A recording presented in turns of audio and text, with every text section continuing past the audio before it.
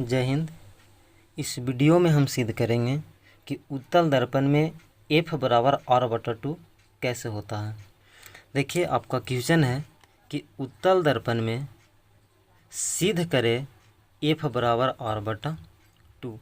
इसके लिए हमने एक उत्तल दर्पण का प्रयोग किया है, जो कि आपको चित्र में दिखाया गया है। कुछ इस प्रकार है। माना कि RS एक उत्तल दर्पण है जिसका ध्रुव P तथा वक्रता केंद्र C है। AB आपतित किरण है जो उत्तल दर्पण के प्रधान अक्ष OPC के समानांतर है एवं निकट भी है। प्रवर्तन के बाद यहाँ से किरण इधर गया, यहाँ से प्रवर्तन के बाद मुख्य फोकस F पर आती हुई प्रतीत भी होती है। चलिए अब हम चलते हैं प्रमाण की ओर। कोण ABN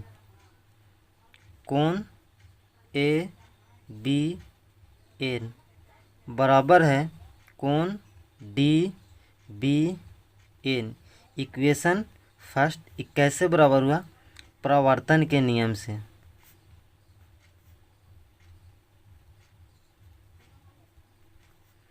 प्रवर्तन के नियम से यानी ई कोण जो है, आपतन कोण जो है से प्रवर्तन कोण का बराबर हो गया।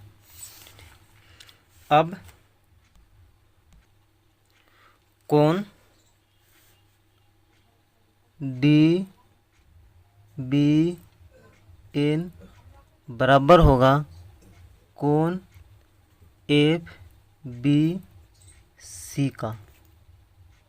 देखिए फिगर में DBN यानी R जो है से बराबर है FBC यानी इसका बराबर है। R जो है से A वाले B कोण का बराबर हो गया। देखिए, अगर दो प्रतिच्छेदी रेखा किसी एक निश्चित बिंदु पर काटे तो उसका जो शीर्षाभिमुख जो कोण होता है से आपस में बराबर होता है इस प्रकार से। यानी ई वाला कोण इसके बराबर और ई वाला कोण इसके बराबर है। शीर्षाभिमुख कोण, शीर्षाभिमुख कोण से, ठीक है। अब देखिए, चूंकि देखते हैं अब AB जो रेखा, AB जो आपतित किरण है, AB जो आपको फिगर में दिखाई दे रहा है, उस समानांतर किसका है? AB समानांतर है PC का। किसका समानांतर है? PC का। चूँकि यहाँ हम लोग लिखे हैं कि OPC के समानांतर है, इसलिए PC का क्या हो गया? समानांतर है। तथा CBN क्या होता है? उससे मिलती है।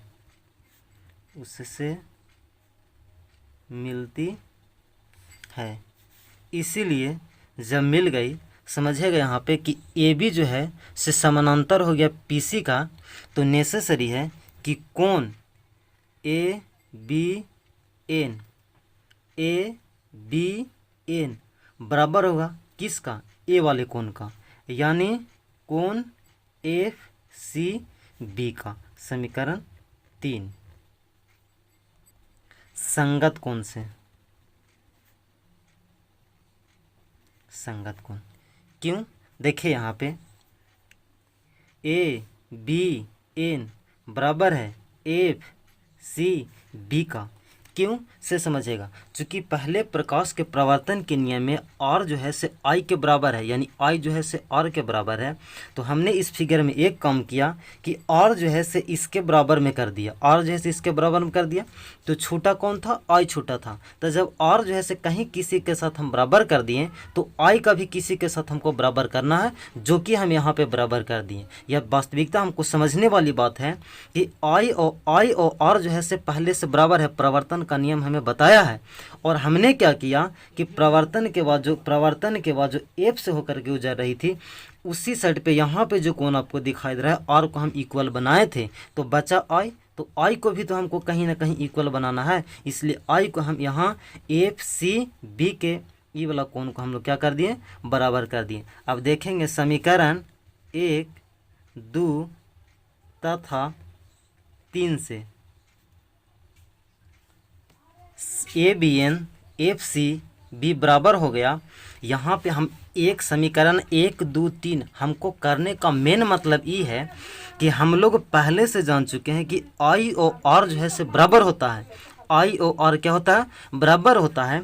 तो एक तरफ हमने क्या किया कि आर जो है से एफ बी सी के बराबर कर दिया और आई जो है से एफ सी बी के बराबर कर दिया। तो ए वाला कोण और ए वाला कोण आर इसके बराबर, आई इसके बराबर, और पहले फिगर हम देखे थे कि आई जो है से आर के बराबर है, तो कन्फर्म है कि हमको ई वाला कोण इसके बराबर करना पड़ेगा। क्यों से बात समझिएगा कि यहाँ पे आर हो गया और यहाँ पे आई हो गया, तो आई तो हो गया था बराबर, आर तो हो गया, लेकिन यहाँ से हमको पता चला कि आई आर के बराबर था, तो क्या ए वाला आई ए आर के बराबर नहीं हो सकता? हो सकता है, चूँकि क्यों, इसी का यहाँ पे तो शीर्षाभिमुख कोण आया है, इसी का यहाँ पे तो संगत कोण आया है, तो जब यहाँ के कोण बराबर हो सकते हैं तो आपस में ए और ए कोण भी बराबर हो सकते हैं। इसलिए हमने समीकरण 1, 2 और 3 को एक साथ ही मिलाए। जब हम समीकरण 1, 2 और 3 को मिलाएं तो देखिए कोण निकल करके आया ए, कोण एफ बी सी बराबर है कोण एफ सी बी का। देखिए एफ बी सी आर है ना, एफ सी बी यानी आर बराबर आई कर दिए ना, चूँकि प्रवर्तन का नियम से ही तो हम लोग जानते हैं कि आई बराबर आर हो सकता है। तो भाई यही वाला आर ने यहाँ जाके बैठा, यही वाला आई ने यहाँ जा कर के बैठा। जब दोनों ए बराबर हो सकते हैं तो ए वाला भी आपस में कोण बराबर हो सकता है।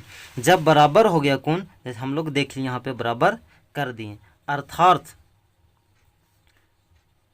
त्रिभुज बी सी एफ एक कैसा त्रिभुज बना, समद्विबाहु त्रिभुज, समद्विबाहु त्रिभुज है।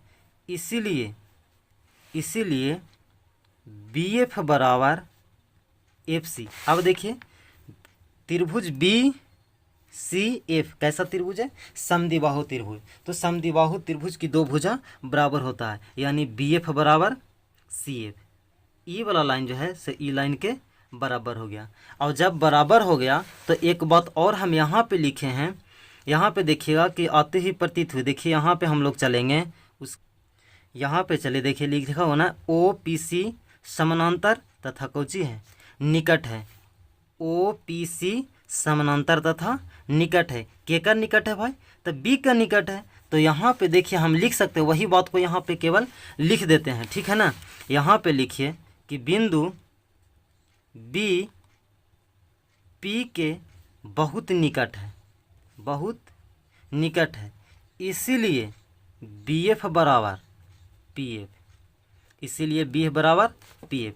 देखिए यहाँ पे समझिएगा कि बिंदु बी जो है, ये जो बिंदु बी हुआ से पी के अत्यंत निकट है और पहले से समानांतर है ही। अब बिंदु बी जो हुआ से पी के क्या हुआ, निकट हो गया, इसीलिए बी एफ, देखिएगा यहाँ पे बी एफ बराबर कौन हो जाएगा, पी एफ। बी एफ बराबर क्या हो जाएगा, पी। अब देखिए कि यहाँ पी से एफ को क्या एफ है, पी से एफ क्या है, एफ है। और पी से सी, यहाँ पे देखिएगा पी से सी जो हुआ से आर हुआ। क्यों, क्योंकि देखिए ना अवतल दर्पण और उत्तल दर्पण जो है से गोलीय का भाग है। किसका भाग है, गोलीय का भाग है। जब गोलीय का भाग है तो यहाँ से इसको जब छू, इसको क्या बोला हम लोग, त्रिज्या बोलते हैं कि नहीं बोलते हैं। तो त्रिज्या को किससे सूचित करते हैं, आर से सूचित करते हैं, इसलिए हमने भी इसका आर से सूचित कर दिया है। इसको इक्वेशन 4 मानिए और इसको इक्वेशन 5 समझिए। अब बिंदु एफ जो है से पीसी का मध्य बिंदु है, क्या है, मध्य बिंदु है। देखिए PC का F कौन सी है, मध्य बिंदु है, मध्य बिंदु है कि नहीं। इसीलिए PF बराबर FC लिख सकते हैं। PF बराबर FC जब लिख दिए तो इतना बराबर PC बटा 2 भी हम लिख सकते हैं। चूँकि PF यानी डायरेक्ट लिख सकते हैं कि PF बराबर PC बटा 2 हो गया, और इसका वैल्यू F हो गया, इसका वैल्यू F, और PC का मान R है बटा में 2। यही तो हम लोगों का सिद्ध करना था।